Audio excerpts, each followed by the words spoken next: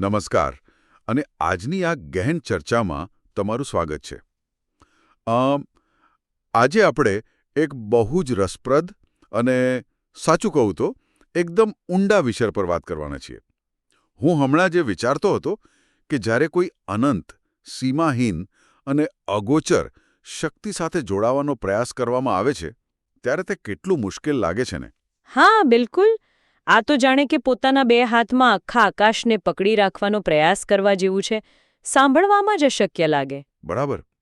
અને ભગવદ્ ગીતાના 12મા અધ્યાય, જેને ભક્તિયોગ કહેવાય છે, તેમાં પણ આવો જ એક ગહેન પ્રશ્ન ઊભો કરવામાં આવ્યો છે. આજના વિશ્લેષણમાં આપણે મુખ્ય સ્ત્રોત તરીકે બે બહુ જ મહત્વના ગ્રંથોનો આધાર લીધો છે. જેમાં સ્વામી મુકુંદાનંદજીની સમજૂતીઓ છે અને સ્વામી ગંભીરાનંદજી દ્વારા અનુવાદિત શ્રી શંકરાચાર્યના ભાષ્યનો પણ સમાવેશ થાય છે. આ બંને સ્ત્રોત આપણને આ વિષયને બહુ જ તાર્કિક રીતે સમજવામાં મદદ કરશે. સાચી વાત. અને આપણો મુખ્ય હેતુ એ સમજવાનો છે કે ઈશ્વરના સાકાર સ્વરૂપની ઉપાસના વધુ શ્રેષ્ઠ છે કે પછી નિરાકાર અવ્યક્ત સ્વરૂપની. અને બીજું એ કે જેઓ સાચા ભક્ત છે તેમના એવા કયા 7 મુખ્ય ગુણો છે જે આજના આધુનિક દોડધામ ભરેલા જીવનમાં પણ આપણને માનસિક શાંતિ આપી શકે. એટલે આ ચર્ચા માત્ર કોઈ જૂની ફિલોસોફી પૂરતી સીમિત નથી, પણ આજના સમય માટે બહુ જ પ્રેક્ટિકલ છે. આપણે અર્જુનના એ મૂળ પ્રશ્નથી શરૂઆત કરીએ. ગીતાના 12મા અધ્યાયના પહેલા શ્લોકમાં જ અર્જુન બહુ સ્પષ્ટ રીતે પૂછે છે. હા, એ જ પ્રશ્ન કે જેઓ સાકાર સ્વરૂપની સતત ભક્તિ કરે છે અને જેઓ અવ્યક્ત એટલે કે નિરાકાર બ્રહ્મની ઉપાસના કરે છે, આ બંનેમાંથી યોગમાં સૌથી શ્રેષ્ઠ કોણ? બરાબર. હવે આ કોઈ સામાન્ય શંકા નથી, પણ માનવ મનોવિજ્ઞાનનો પાયો છે. કૃષ્ણ અહીં સ્પષ્ટ કરે છે કે બંને માર્ગો ઈશ્વર તરફ જ લઈ જાય છે. પણ મનુષ્ય માટે આ બંને માર્ગોની મુશ્કેલીઓ સાવ અલગ છે, રાઈટ? બિલકુલ. શંકરાચાર્યનું ભાષ્ય આ બાબતને બહુ બારીકાઈથી ખોલે છે. 5મા શ્લોકમાં કૃષ્ણ કહે છે, ક્લેશોધિકતરસ તેષામ અવ્યક્તાસક્ત ચેતસામ. એનો સીધો અર્થ એ છે કે જેઓ શરીર ધારણ કરેલા મનુષ્યો છે તેમના માટે નિરાકાર માર્ગ અતિશય પીડાદાયક અને કષ્ટદાયક છે. આ પાછળનું મનોવિજ્ઞાન હું સમજું છું. આપણું મન કોઈ આધાર વગર શૂન્યમાં ટકી જ ન શકે ને.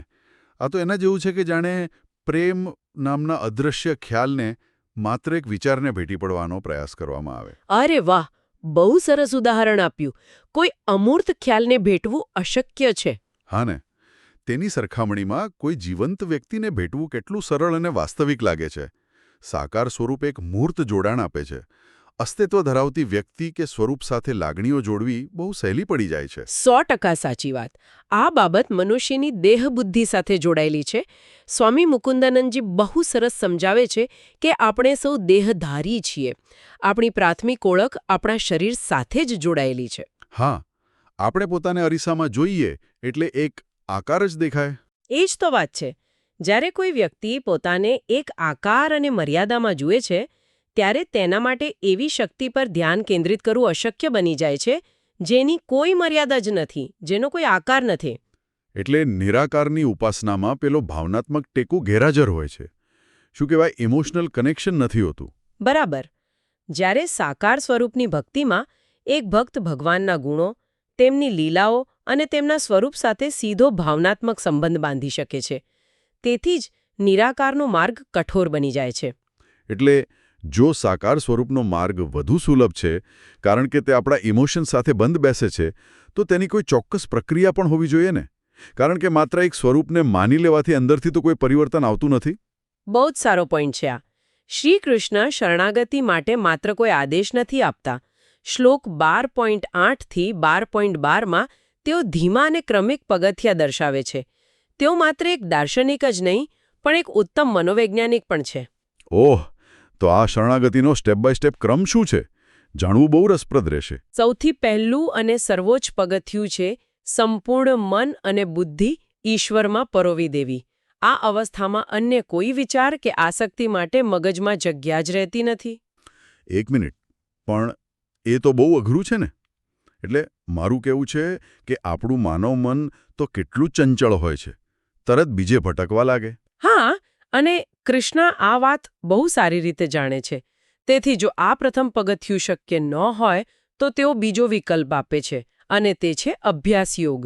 એટલે કે પ્રેક્ટિસ, વારંવાર પ્રયાસ કરવો. બિલકુલ. મનને વારંવાર ખેંચીને ભક્તિના નિયમોનું પાલન કરીને તેને કેન્દ્રિત કરવાનો પ્રયાસ કરવો.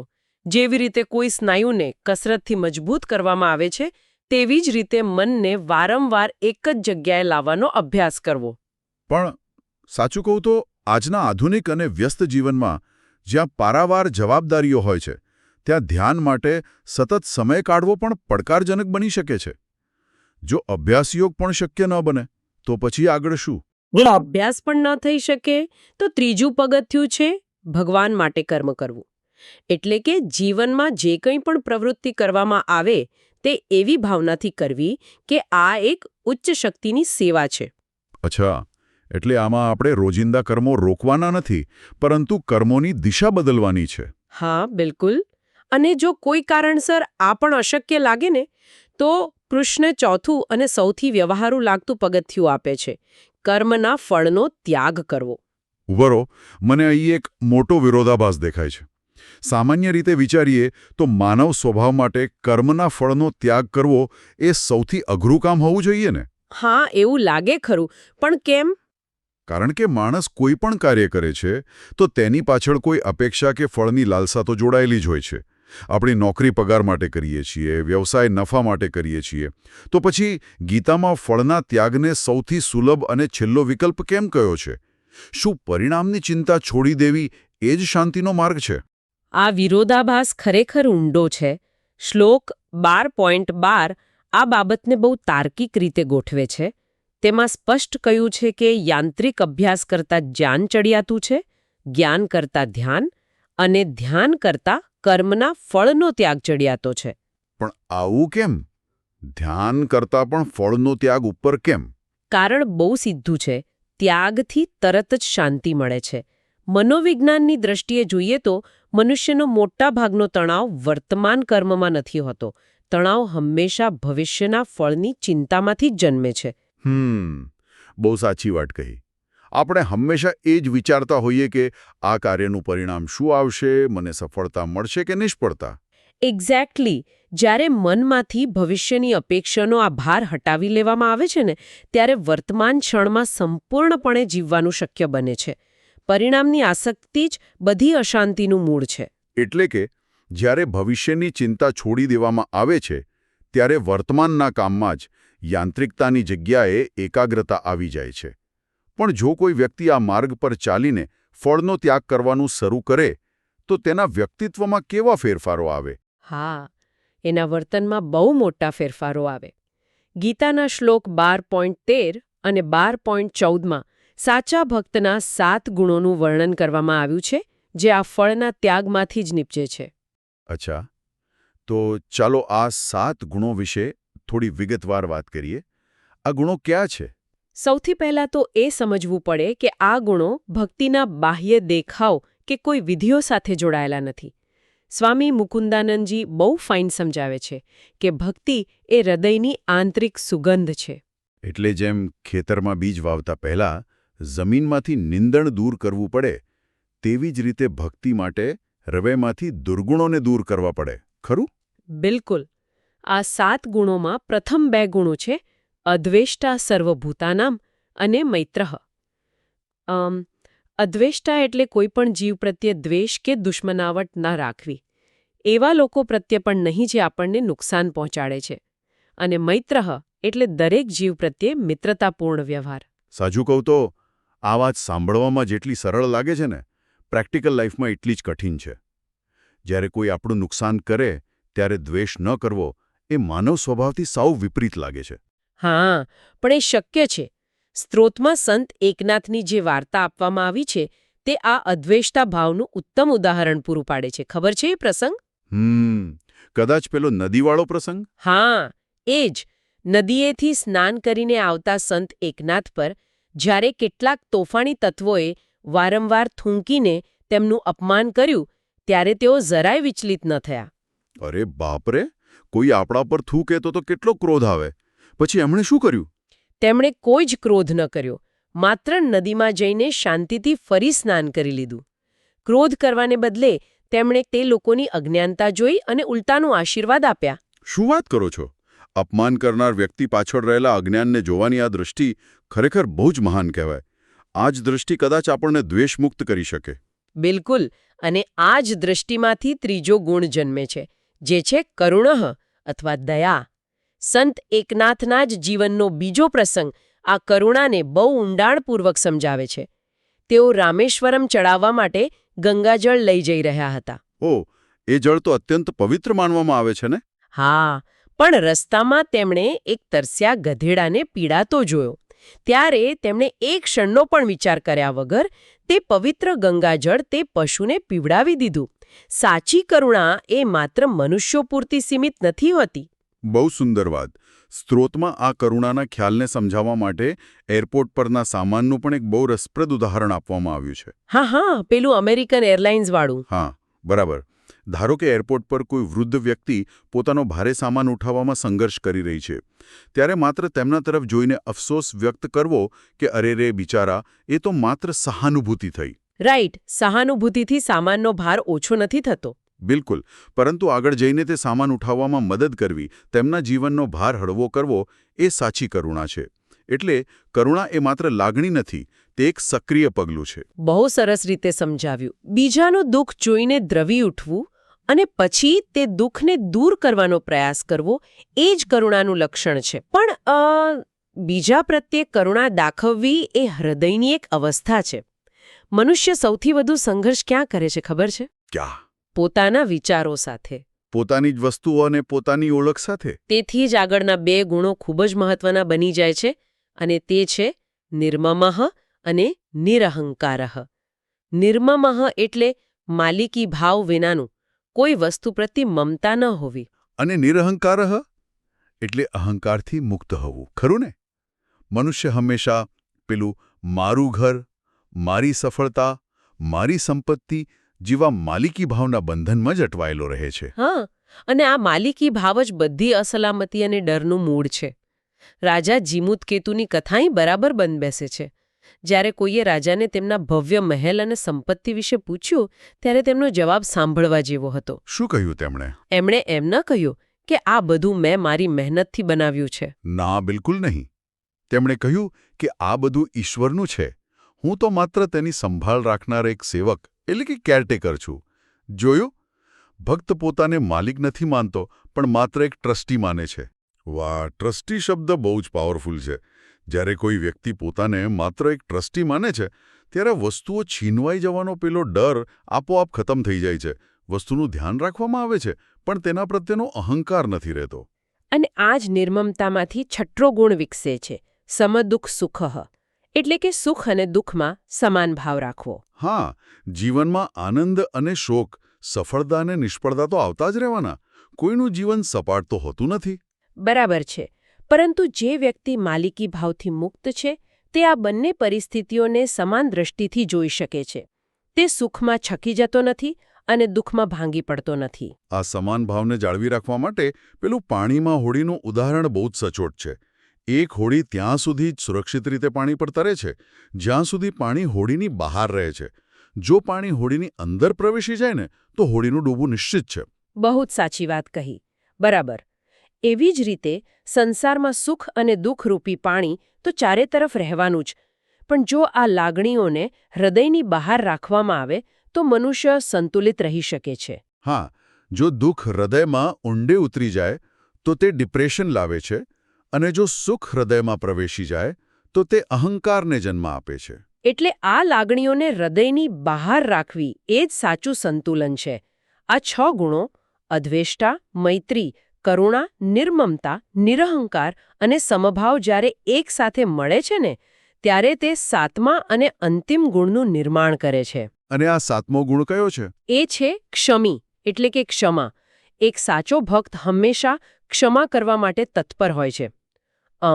ક્ષમા એ માત્ર કોઈ પરિસ્થિતિને ભૂલી જવાની ક્રિયા નથી, પરંતુ હૃદયને કડવાશથી મુક્ત રાખવાની એક બહુ સભાન પ્રક્રિયા છે.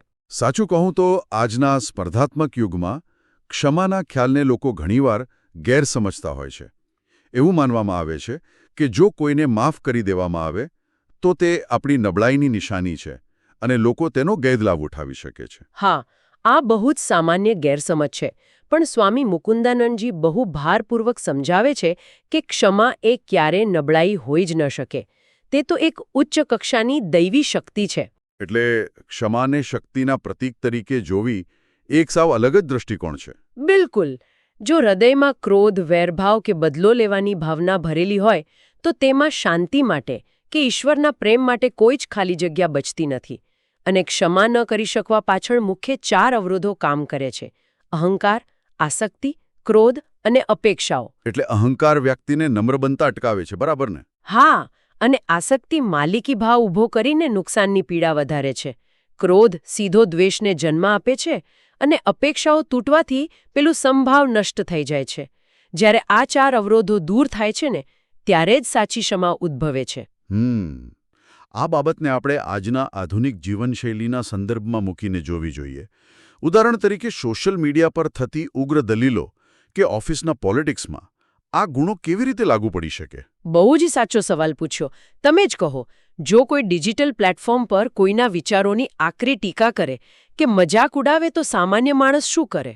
સામાન્ય માનવીય પ્રતિભાવ તો વળતો પ્રહાર કરવાનો જ હોય છે ને. આપણે તરત જ કમેન્ટ બોક્સમાં ઝઘડવા લાગીએ. દલીલ જીતવાની ઈચ્છા એ આપણો અહંકાર જ છે, બીજું શું? બિલકુલ. પરંતુ ગીતાના આ જ જ્ઞાન મુજબ વળતો પ્રહાર કરવાને બદલે તે પરિસ્થિતિને શાંતિથી જોવી, પ્રતિભાવ ન આપવો અથવા તો સામેવાળાના અજ્ઞાનને સમજીને તેને માફ કરી દેવો, એ જ સાચી માનસિક શક્તિ છે. પણ આ માનસિક શક્તિ રાતોરાત તો આવતી નથી ને? આની કોઈ પ્રેક્ટિકલ રીત ખરી? હા, તેના માટે સ્વામીજી એક અત્યંત વ્યવહારુ પદ્ધતિ સૂચવે છે, જેને આપણે દૈનિક આત્મનિરીક્ષણ કહી શકીએ, એટલે કે ડેલી રિફ્લેક્શન. સવારે દિવસની શરૂઆત નમ્રતા અને કરુણા કેળવવાના સંકલ્પ સાથે કરવી જોઈએ. અને રાત્રે ઊંઘતા પહેલા શું કરવાનું? રાત્રે આખા દિવસના વર્તનનું બારીકાઈથી ચિંતન કરવાનું. પોતાની જાતને પ્રશ્નો પૂછવાના કે શું આખા દિવસ દરમિયાન કોઈના પ્રત્યે દ્વેષભાવ જાગ્યો હતો? શું કોઈ પરિસ્થિતિમાં માફ કરવામાં મારાથી મોડું થયું? હા, અને એ પણ પૂછવાનું કે શું કોઈ નાની સફળતાનું શ્રેય સંપૂર્ણપણે પોતાના અહંકારને સંતોષવા માટે લઈ લીધો હતો? બરાબર. જો રોજ રાત્રે આ પ્રકારનું નિખાલસ ચિંતન કરવામાં આવે ને તો ધીમે ધીમે આપણા વર્તનમાં એક બહુ જ સ્વાભાવિક પરિવર્તન આવવા લાગે છે. દૈનિક સ્તરે થતું આ સૂક્ષ્મ નિરીક્ષણ હૃદયમાંથી અહંકાર અને આસક્તિનો બધો કચરો સાફ કરી શકે છે. અને મને લાગે છે કે ભક્તિ યોગનો ખરો સાર પણ આ જ છે. ગીતાનો આ અધ્યાય વાત પર બહુ મોટો ભાર મૂકે છે કે ભક્તિનું માપન કોઈ જટિલ વિધિઓ કે બાહ્ય દેખાવથી નથી થતું, પરંતુ હૃદયના આ આંતરિક ગુણોથી થાય છે. એકદમ સાચું. મિત્રતા, કરુણા, અનાસક્તિ અને ક્ષમા આ માત્ર કોઈ આધ્યાત્મિક વિકલ્પો નથી, પરંતુ સાચા અર્થમાં ઈશ્વર સાથે જોડાવા માટેના બહુ જ અનિવાર્ય માપદંડો છે. તો આ સમગ્ર ચર્ચા પરથી એક અત્યંત સ્પષ્ટ ચિત્ર ઉપસી આવે છે. આપણી વાતની શરૂઆત ઈશ્વરના સ્વરૂપ વિશેના એક ગહન અને દાર્શનિક પ્રશ્નથી થઈ હતી કે સાકાર શ્રેષ્ઠ છે કે નિરાકાર. પરંતુ અંતે એ સમજાયું કે ઈશ્વરને પામવાનો સાચો માર્ગ મંત્રોના અઘડા ઉચ્ચારણોમાં કે શારીરિક કષ્ટ સહન કરવામાં નથી રહેલો. હા, આ માર્ગ સંપૂર્ણપણે હૃદયની અંદરથી જ પસાર થાય છે. હૃદયમાં રહેલી મિત્રતા, કોઈના દુઃખને જોઈને જાગતી કરુણા, ભૌતિક વસ્તુઓ પ્રત્યેની અનાસક્તિ અને સૌથી મોટું અન્યોને માફ કરવાની વૃત્તિ, આ ગુણો જ સાચી શરણાગતિ છે. અને આ જ્ઞાન માત્ર પ્રાચીન કાળ પૂરતું સીમિત નથી, ખરું ને? જરાય નહીં. આજના આ માહિતી વિસ્ફોટ અને સતત તણાવથી ભરેલા યુગમાં જ્યાં સામાન્ય લોકો નાની નાની નિષ્ફળતાઓ કે સામાજિક દબાણોને કારણે માનસિક અશાંતિનો સામનો કરે છે, ત્યાં આ સિદ્ધાંતો અત્યંત શક્તિશાળી સાધનો તરીકે કામ કરી શકે છે. બિલકુલ. ભવિષ્યના ફળની ચિંતા છોડી દેવી એ આજના સમયની એન્ઝાઇટી દૂર કરવાનો સૌથી અક્ષીર ઉપાય છે. અને ક્ષમા એ હૃદય પર રહેલા જૂના બોજને હળવો કરવાની સૌથી પ્રભાવશાળી દવા છે. હા, સાચી વાત છે. તો આજના આ વિશ્લેષણના અંતે હું એક એવો વિચાર મૂકવા માંગુ છું જે આ સમગ્ર જ્ઞાનને એક બૃહદ બ્રહ્માંડલક્ષી પરિપ્રેક્ષ્યમાં લઈ જાય. ભગવદ્ ગીતાના જ અન્ય અધ્યાયોમાં જેમ શ્રી કૃષ્ણના વિશ્વરૂપનું વર્ણન છે તે દર્શાવે છે કે આ સમગ્ર બ્રહ્માંડ, અનંત આકાશ, અબજો તારાઓ, આકાશગંગાઓ અને તેમાં આપણું પોતાનું અસ્તિત્વ, આ બધું અનંતકાળ અને અનંત રચનાનો એક અત્યંત નાનકડો, અદૃશ્ય સમાન અંશ માત્ર છે. બહુ જ ઊંડો વિચાર છે આ. સમયના આ વિશાળ કોસ્મિક કેલેન્ડરમાં માનવ જીવન એક ક્ષણિક બિંદુથી વિશેષ કંઈ જ નથી. એ જ તો, જો આ પરમ સત્યને ઊંડાણપૂર્વક સમજી લેવામાં આવે તો રોજબરોજના નાના મોટા અપમાનો, ટ્રાફિકમાં થતો ક્ષણિક ગુસ્સો કે પછી અમુક ભૌતિક વસ્તુઓ ભેગી કરવાની આસક્તિનો ખરેખર કોઈ જ અર્થ રહે છે ખરો? આ અનંત બ્રહ્માંડની સામે આપણો અહંકાર સાવ શુલ્લક બની જાય છે. હા, આપણે શરૂઆતમાં જે વાત કરી હતી ને કે અનંત આકાશને હાથમાં પકડવું અશક્ય છે. વાસ્તવમાં આકાશને પકડવાની કોઈ જરૂર જ નથી. આજે સાંભળનારાઓ માટે એક જ હોમવર્ક છે કે એકાંતમાં બેસીને માત્ર એટલો વિચાર કરજો કે મનની અંદર એવો કયો નકામો સામાન એટલે કે બોજ ઊંચકીને તમે ફરી રહ્યા છો જે ખરેખર તમારો છે જ નહીં. બહુ જ સુંદર વાત. ભૂતકાળની કોઈ ઈર્ષ્યા, કોઈના પ્રત્યેનો ગુસ્સો કે ભવિષ્યની ખોટી આસક્તિ, આ બધો જ એવો સામાન છે જે આ હોડીને ડૂબાડી શકે છે. સાચી વાત છે. જો આ સામાનને આજે જ નીચે મૂકી દેવામાં આવે તો પેલી અગોચર શક્તિ સાથે જોડાવાનો આ માર્ગ કેટલો હળવો અને સુંદર બની શકે છે. તો આજના આ વિશ્લેષણમાં બસ આટલું જ. આશા છે કે આ ગહન ચર્ચા તમારા જીવનની હોડીને હળવી કરવામાં થોડી મદદરૂપ થશે. ફરી મળીશું એક નવા વિષય સાથે. આવજો. આવજો.